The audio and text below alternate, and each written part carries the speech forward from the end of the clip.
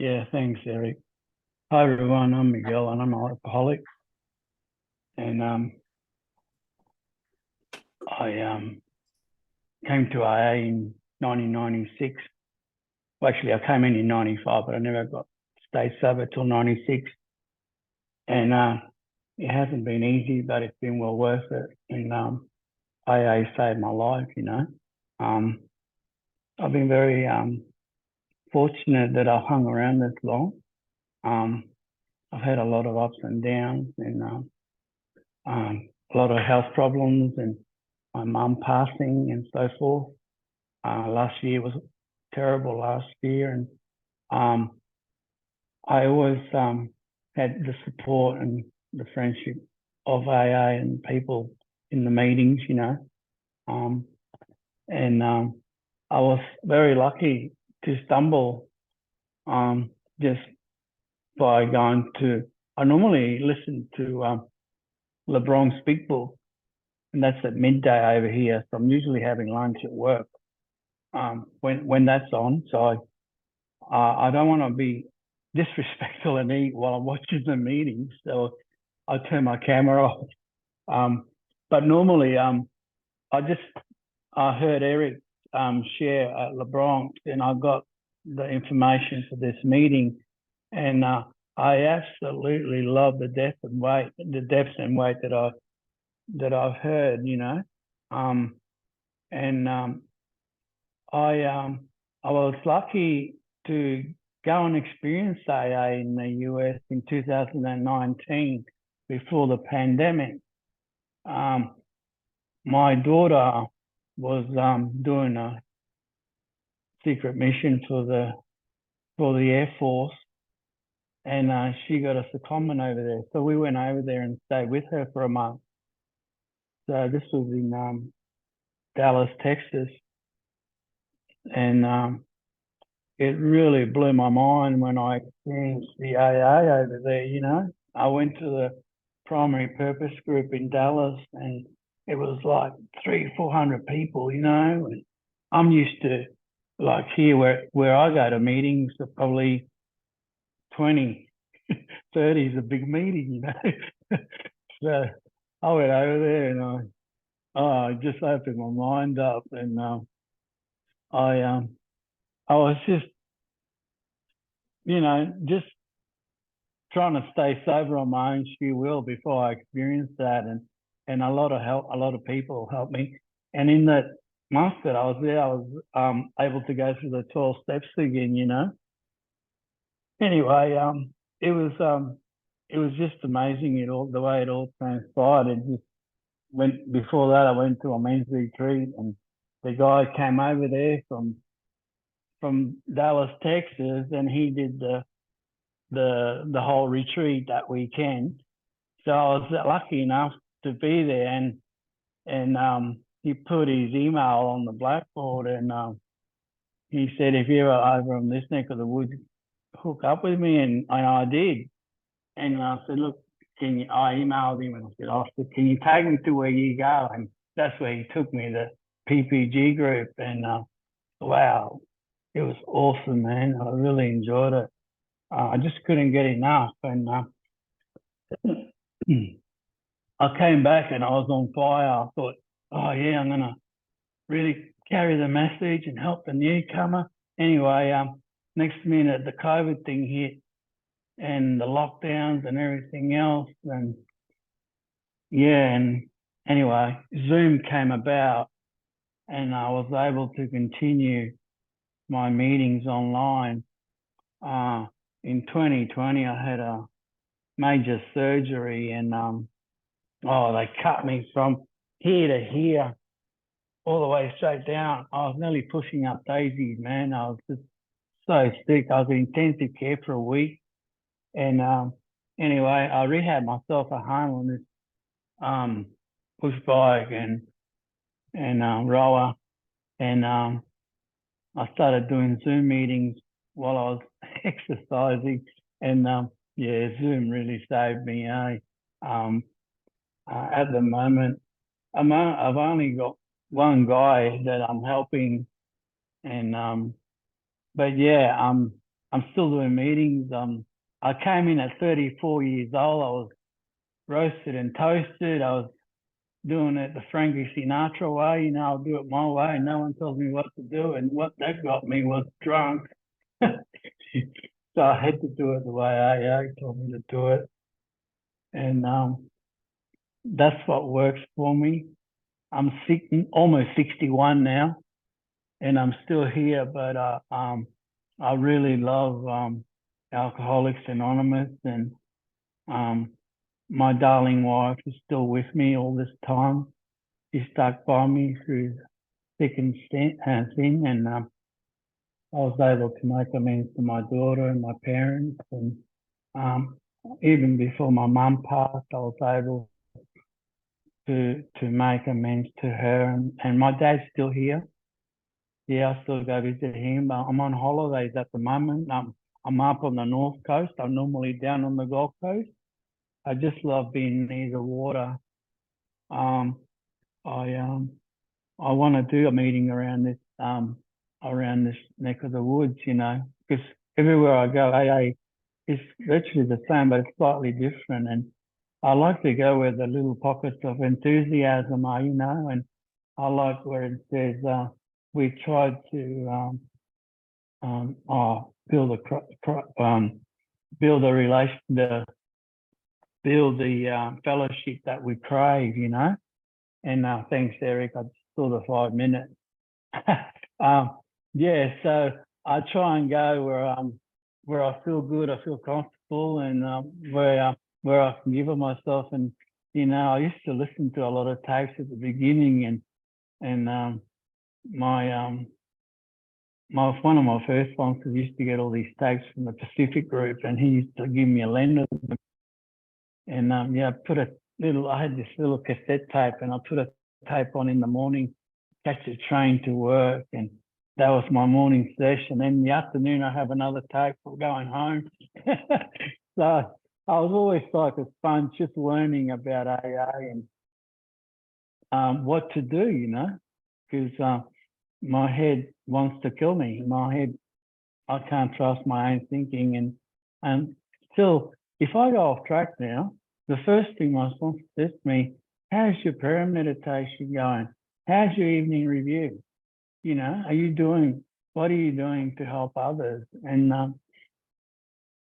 yeah, I've got to continue. That's the magic word for me, continue to, you know, practice these principles in all my affairs. And I love being sober, you know. I came in and I was in the alcohol and drugs induced psychosis, so I wasn't in a very good shape. And when I came out of the psych ward, they just had me on all these tablets, so I was like a walking zombie. So today, I'm slowly starting to wean out of all those pills, you know, and I don't like to take stuff that makes me feel like something I'm not, you know,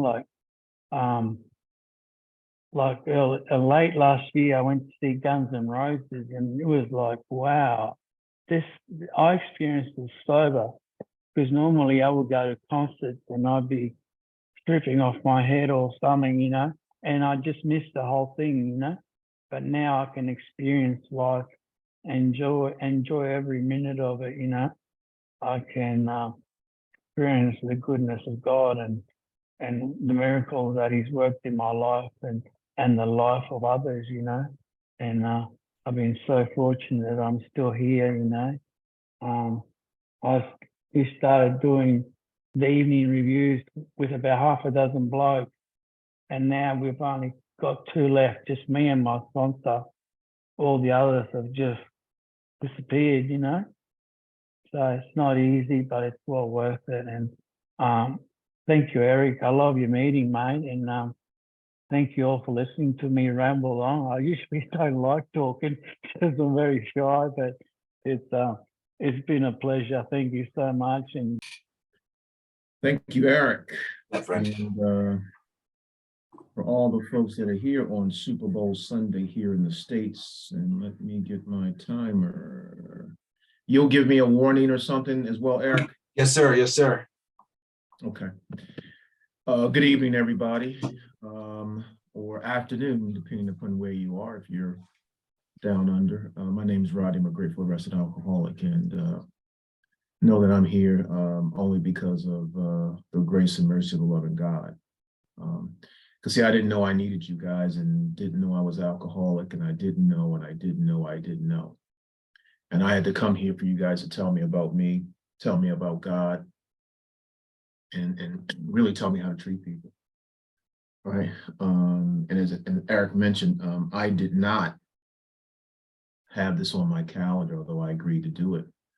And it's Super Bowl Sunday. And I also agreed to chair another meeting and didn't know it was Super Bowl Sunday.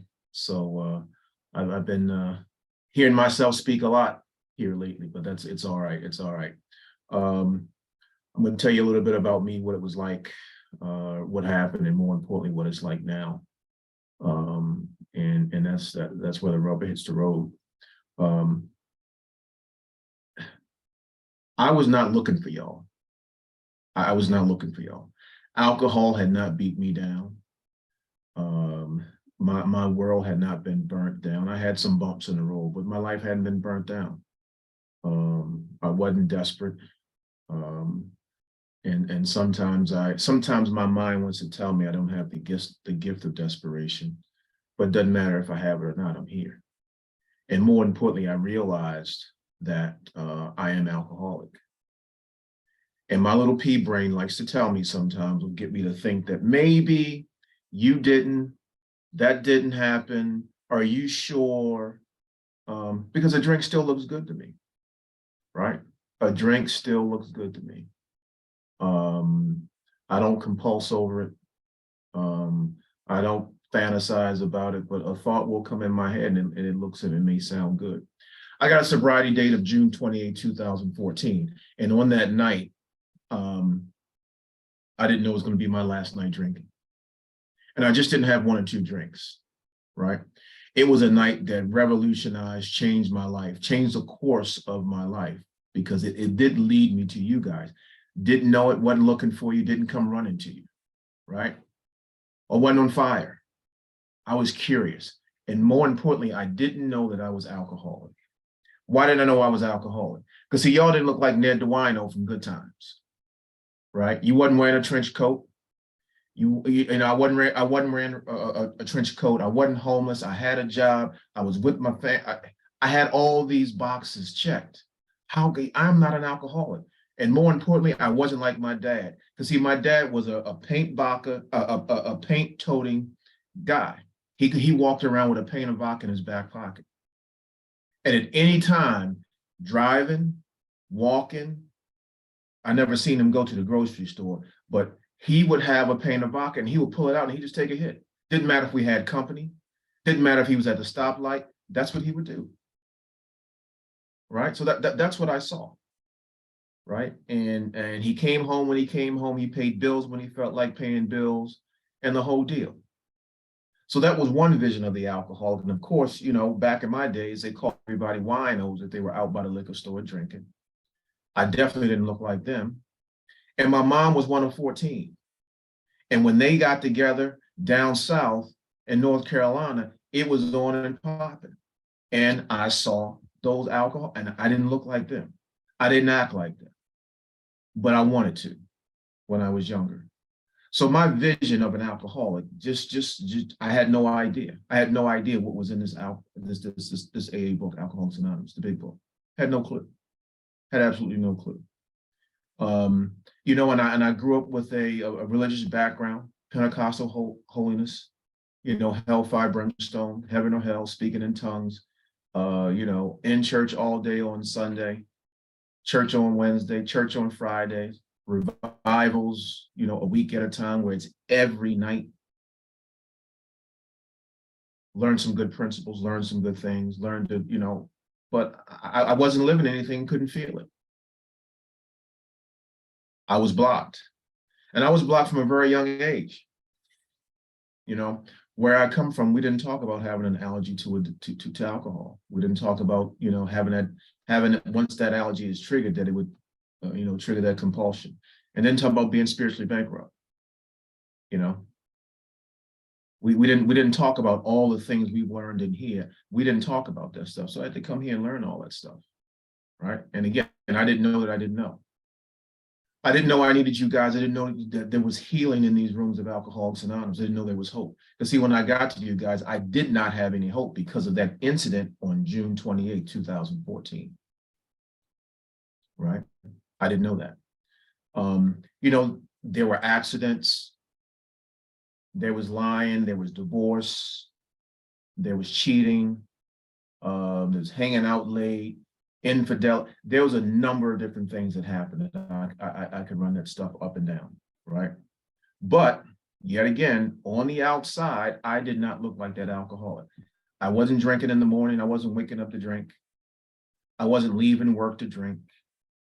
I hadn't got to a point where I needed to sneak drinking and so on and so forth. It just ain't my story. So I thought. So I thought. So again, I'm not an alcoholic. I don't need to do this stuff. So how did I get here? You know, I'm talking all this yin yang about, you know, I didn't look like an alcoholic. Why am I here? Why am I here on Super Bowl Sunday talking to you all about Alcoholics Anonymous, talking about finding a higher power, talking about getting connected to that power? I'm a school administrator and it's graduation night and I show up blacked out. And I am the one that's supposed to call the name of the students to come get their degrees, come get their diplomas, right? So what led me to do that? My disease and alcoholism, right? You know, we talk about this disease being fatal, and more importantly, we talk about it being progressive, right? Bill's story. Bill's story is a classic story of the progression of my disease, right? It never got better. It continued to get worse. And I was on that path. I say I'm grateful because I was able, through God's grace, to get off that path. Because I was headed down that road and didn't even know it. Didn't even, I hear some of you all say you knew you. I didn't know. I did not know. I didn't drink every day. I didn't have the trench coat. Bills were paid. Had a job. All those things. I wasn't an alcoholic. Didn't even think about it. So that night on June 28th, see, something happened a year before. It was graduation night, 2013. And see, after the school day and before the graduation, I decided to go out and have a couple of drinks. And I didn't have those drinks by myself. I was with a young lady that I was not living with at the time. And we had some drinks. And I was able to get to that graduation on time, put a cap and gown on, get on stage and do the deal. And I was able to, you know, call the names up, throw some jokes out there, keep things livened up, shed some tears for some of those students who I had developed some relationships with. And we had a grand night. So as we alcoholics do, I did the same thing the following year, June 28, 2014. Something happened, something different happened. The progression started to grab my behind. Because see, I had a couple drinks, and then those couple drinks had a couple drinks, and those couple drinks kept drinking.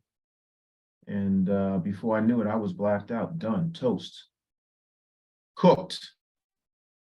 And I am still the person that's supposed to call the name of the students up. And I was with that same young lady I was with the time before. She drives me down to the graduation because I'm trying to drive. Totally blacked out. To this day, I still can't tell you what happened that night. I was totally blacked out. So I become such a pain to her. She drives me to the graduation. And I'm able to get there, get on stage. And thankfully, no one let me come anywhere near a microphone. I can't tell you what my behavior was. I don't know what I acted like. And I haven't had too many people really tell me. But by the grace of God, the graduation went off without a hitch. By the grace of God, the graduation went off without a hitch. Now, in that audience, by this time, I had been divorced from my kid's mom. I'm with somebody else. I'm living in her house. and she's in the audience. And she was there the year before and was very proud to see the guy she was with, the guy she was building a relationship with. She was very happy to see what I was able to do, because my divorce was not pretty, because my alcoholism was kicking in. So year 2, very proud again, except I'm nowhere to be found. And she's in the audience and everybody's looking at her. Where is he? What's going on? She didn't know where I was, but she had some ideas of what may be happening. What may be happening. That I'm with somebody, that I'm drinking, and it was tearing her apart inside, right? See, part of me recognizing I was an alcoholic wasn't my drinking. And for me, my disease is not about the drinking. It's about how I live and how I treat others. And that comes on the other side of understanding what my role is in being sober, right? How am I to be maximum service to God and his children? By just doing the right things and treating people right, right? Being able to show up appropriately. And that night I didn't. That night it didn't. It took that young lady 5 years to talk about what happened that night. And see, by understanding that, I began to understand my alcoholism, because I wasn't even saying that I was an alcoholic, because I didn't understand it. I didn't understand what it was. And I wouldn't say that I was an alcoholic, because I was taught in church that if you have an addiction, that once you get over that addiction, you don't talk about that addiction anymore. You don't claim that addiction. So I wouldn't say it when I started going to AA meetings. Hadn't read this book yet. This book began to open things up about me. It began to tell me about me, and more importantly, it began to introduce me to a God that I had no idea existed, because I had my Holiness Pentecostal God in mind. I had that type of God in mind. So that night led me to say, maybe I have a problem with alcohol. Maybe, not convinced, right? Not convinced at this point. I go to an outpatient program and they say, they didn't say I was an alcoholic. They say you are chemically dependent. And I'm like, dude, y'all got it wrong. I don't use drugs. You know, that's not a part of my story. But see, I didn't know what I didn't know. But I did know I was a know-it-all, right? I did know I was a know-it-all. That's one of my character defects. I'm a know-it-all. Can't be told anything. At my second meeting of AA, they said, sit down, shut the F up. We'll teach you how to live, young blood. And they were right. And for me, that's what this process has been about. As I said, it's about how to live. It's about how to live. You know, I went to that outpatient program and I began to hear, my ears began to open. And an awareness started. And they said, you need to go to the rooms. And here I go again, being a know-it-all. I don't need to go to the rooms. I'm not homeless. But see, I didn't know what the rooms were. I didn't know the rooms were the healing rooms of AA. And thankfully, I walked in and it was a men's meeting and I saw something that I liked. And they said, hey, listen, if you like what we do what we did. If you want what we have, do what we do. And see, these men were being honest. These men were laughing. These men were crying. These men were talking about their stories. These men had camaraderie. And most of all, these men had some hope. Because see, after that night, I had no hope. I didn't want to be seen, because that was in front of 500 people in my community. Not people that I wouldn't see again. It's people that I would see at the grocery store. I would see just walking in and out of my house, going to my kids' sporting events. I would see these folks and see their students and see their children. I didn't want to be seen. And I walked into that room and there was hope.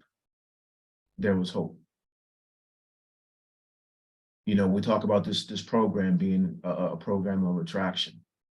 And if there was no one there who had went through these steps, if there was no one there who had a spiritual experience, if there was no one there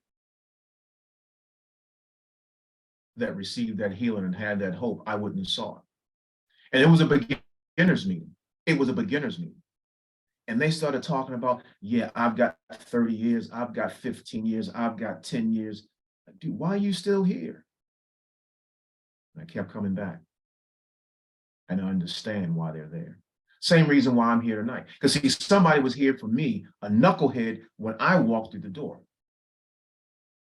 I haven't gone to a meeting, there's been no one there.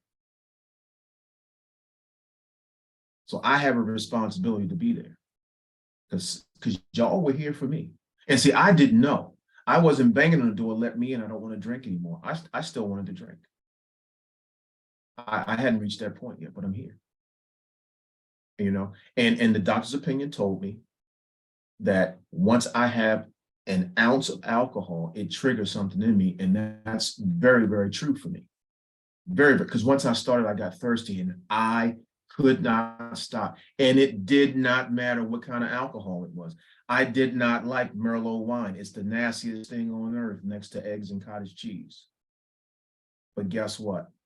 If somebody gave us a bottle of Merlot, here comes the Sprite, or here comes some type of soda to sweeten it up. And guess what? That bottle was finito because it had alcohol in it. That's what I did. Could that be alcoholic? Given a sufficient reason to drink. Did I drink? What's a sufficient reason? Driving the kids, coaching their teams, got to get up early for work, got to make it to the game, got to drive out of town. Did I drink? Yes. And when I started, could I stop? No. No. Yeah, I'm coming home. I'm just having one more. I'm just going down to have one more. I knew that was a lie before I walked out the door. Why would you take one drink? Why? And it didn't matter the size. Why? More is always better. More is always better, right? More is always better. So I walked through the doors of AA, and I could tell you some more stories. I remember going out to see, going over, I said I was going over someone's house to watch the Tyson fight one night and ran into a friend who he knew, a friend that was bartending, and it was on and popping. And everything was free. And I started and I couldn't stop. And I got behind the wheel of the car and I took out about 7 cars on this street. Woke up, no damage to me. My car was totaled. I don't remember what happened to the other cars. All I know, the police came and got me, and for some reason they didn't arrest me. I have no idea. Grace of God. Did I stop drinking? Nope. I was tired. I hadn't eaten. I worked the overnight. You know, all excuses. All excuses. And that's what I did. That's what I did. But see, I came in here and something quickened in my spirit when I walked through the door. That very first time. The very first time I came through the door. Because it was like church, right? To me, it was like church. The only crazy thing I couldn't figure out is why y'all kept saying higher power. I said, why don't you say God? It's a little bit more efficient. God is 3 letters. Higher power is 2 words, and there's too many letters to count. Just say God. I didn't know what I didn't know. But what I did know is what I felt and what I saw. I watched those guys move. I watched their feet. I saw what they did. And they said, listen, this is how we do it. We're going to give you a big book. We're going to give you a meeting schedule. Always know where your meeting schedule, always know where your next meeting is going to be. Get yourself a pad, get yourself a pen, get yourself a highlighter, and we'll see you at 7 a.m. next Saturday morning before our 8 a.m. meeting. And we're going to do some step work. And the process began. Did I balk? I certainly did. I'm like, dude, I got a master's degree. My schooling is done. If you want what we have, do what we did. And I wanted what they had. And I started this process. And I can tell you, I didn't fully understand what I was doing. I was like, yes, okay. When we went through the first step, I didn't fully understand. I didn't know what powerlessness was. I really didn't understand it because I was still in the way. I hadn't been unblocked yet. I was still in the way, right? I grew up in Baltimore, in the city of Baltimore. I grew up in the Wire. That was my neighborhood. Stuff used, that is my neighborhood. That's where I grew up, right? You make it out of there, you know, you might be tough. I played football. Might be tough. How are you going to tell me I don't have any power? But see, I kept coming back in this process, and y'all kept showing me the way. And suddenly things began to reveal to me that guess what? I was powerless, and that I needed to find the power. And see, the next two steps, steps 2 and 3, they had God in them. And because I was a holy Pentecostal roller, guess what? I didn't have to worry about those things. So I collected my $200. I went past go and I kept it moving. I jumped into the 4th step. But see, I kept coming back. Thank you. I kept coming back. And more was revealed. I used to have this guy to help me through the steps. He would always say, more will be revealed. More will be revealed. And I wanted to take a brick and hit him in the head. Stop saying that and just tell it to me right now. But I kept, it's the process. And that first word in the 2nd step said came to believe. That means it's a process. I did not have to understand that at that point in time. It's a consideration, right? First 3 steps are considerations, right? And then I started doing some work in step 4. I started doing some action.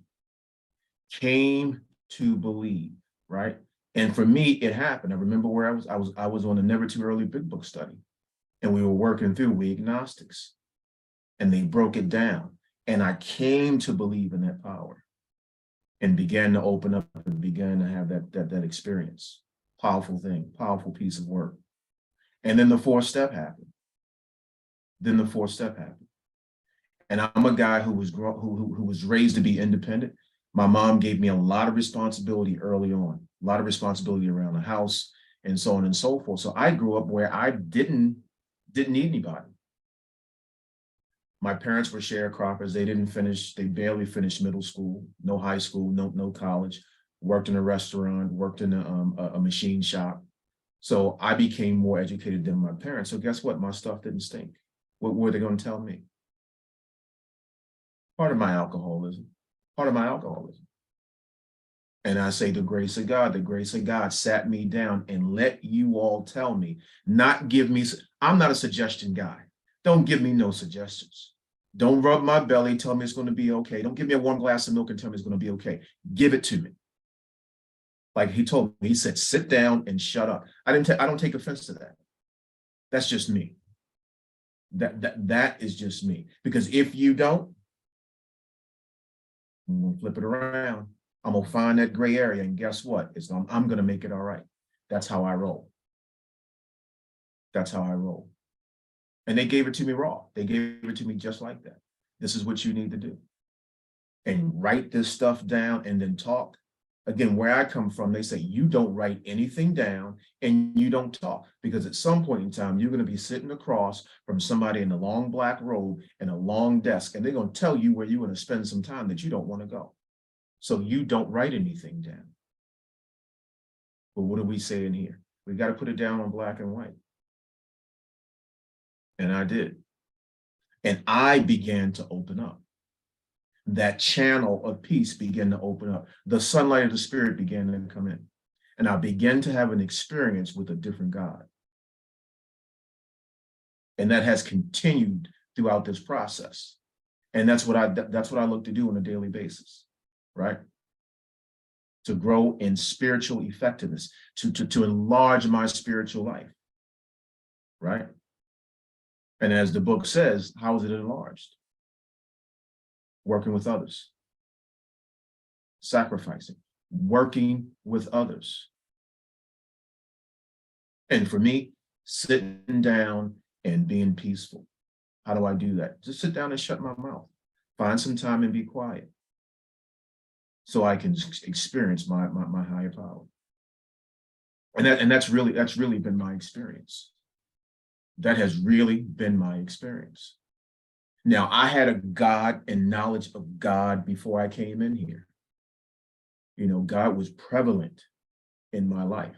You know, coming from where my parents came from, God was huge. God was big. God brought them through. God did this. God did that. So I was raised with that. So that for me, I had nothing against God. And I knew the only reason I was where I was because of God. Because I put myself in some sticky situations several times. But then y'all started teaching me some things, and I began to get open to some new ideas, you know, like it says in the set aside prayer. And I just say, God, please help me set aside everything I think I know, so that I can have an open mind and a new experience with all these things. How do I get a new experience? I have to have an open mind. I had to have an open mind about this religion, about this spirituality thing, because where I came from, they said there was only one way to God, and that was through Jesus' son, right? You had to be reborn. You had to be washed of your sin. All these things. And trust me, I'm not bashing anything. I'm just telling you my experience, right? Telling you my experience. And sometimes when I go home and I attend church, I sometimes hope they don't ask me to say anything, because I'm going to tell them what I'm experiencing. It's going to be a little, you know, against what they do and what they believe. But I've learned to speak what I've learned here. I begin to speak of my higher power in a way not to offend, but let them know where I'm at spiritually. And that's what this thing is about. You know, on page 45, it says the sole purpose the book was written was to show us how to find his power, right? Show us how to find the power, because I'm powerless. And there was nothing that could help my alcoholism, that, you know, that would help me hit that psychic change. And this program has helped me done it. These steps, the principles of the program, has taught me how to do it. Now, I can tell you, when I walked through the door, I had absolutely no idea what I was walking into. Zero idea. Didn't know anything about what I was doing. And since the time I walked through the door, I've had no slips, no dips, and no weekend trips. I ain't had none of that. I've been focused on this thing, and I've been moving forward. Now, I'm not perfect. Just ask my wife. I got some stuff to work on, and I continue to work on it. But through this program, it helps me to do it. My outlook today is a lot different than what it was. I am more aware of others than I've ever been in my entire life, and that continues to grow. And that's the piece that I've learned, and that's the spirituality piece that I work with.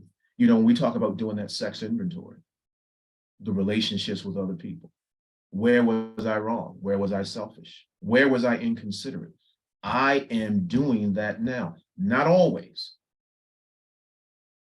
but I am in a process where I'm doing it. One of the things I found out from doing my inventory is that I'm passive aggressive, right? I am passive aggressive. I'm not going to jump in your face. I'm not going to holler and scream at you. I'm not going to do all those things. I ain't going to cuss you out. That ain't my style. I'm going to casually go in the corner, and I'm going to plot and strategize your demise and what I'm going to do. I'm going to strategically tear you up and down. That's what I'm going to do.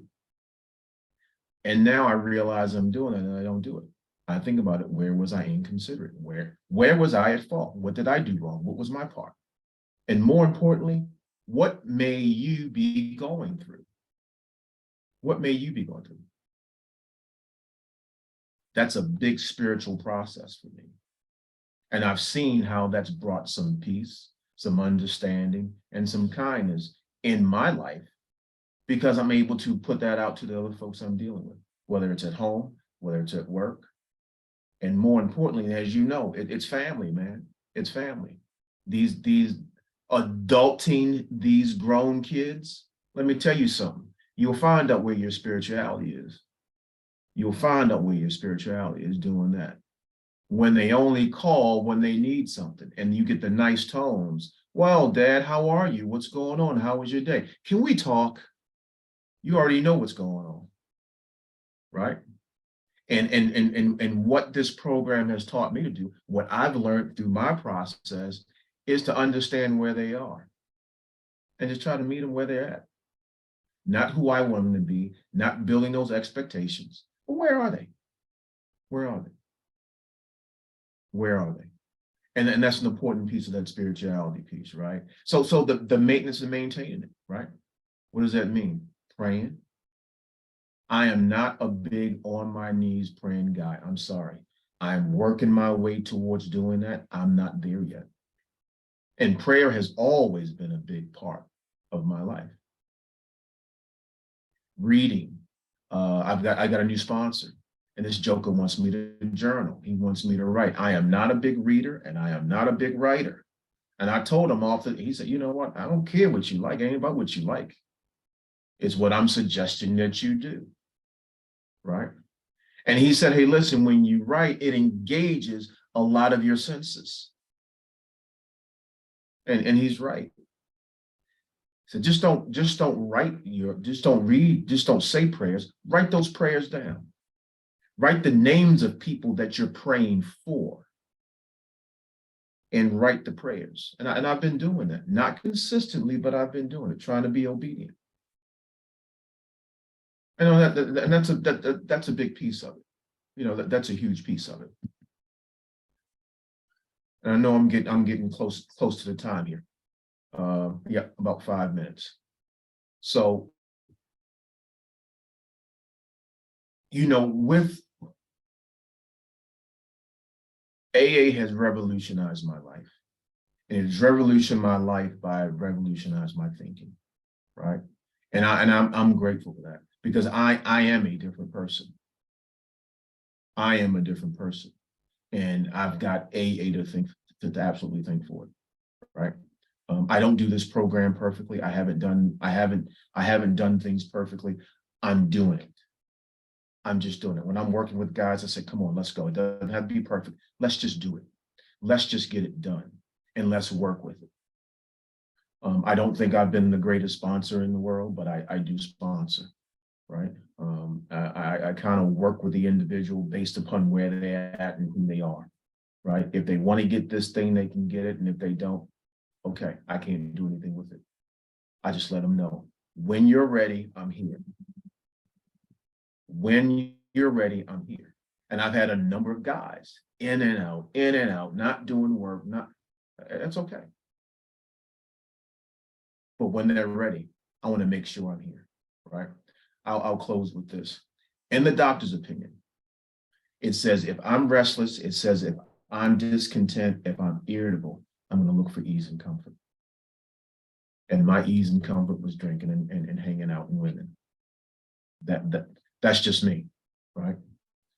And a big part of what I do now is to make sure I'm not restless, is to make sure I'm not irritable, and make sure I'm not discontented. How do I do that? Just what we're doing right here. Doing the program of Alcoholics Anonymous. Getting involved in service. Getting involved in service sometimes make me restless. So I got to try to figure that one out, because I get overcommitted like I did today and like I did yesterday and but that's all right. We get over it. So I do everything in my power to make sure I don't get restless, irritable, and discontent, so I don't look for the ease and comfort. And that's going to come from alcohol. I want to thank you guys for helping me stay sober today and help me participate in my sobriety. I want to thank you for taking my one hand and putting the other hand in the hand of God so I can get connected to my higher power. My name is Rodney. I'm grateful for the rest of Alcoholic, and I'll stay.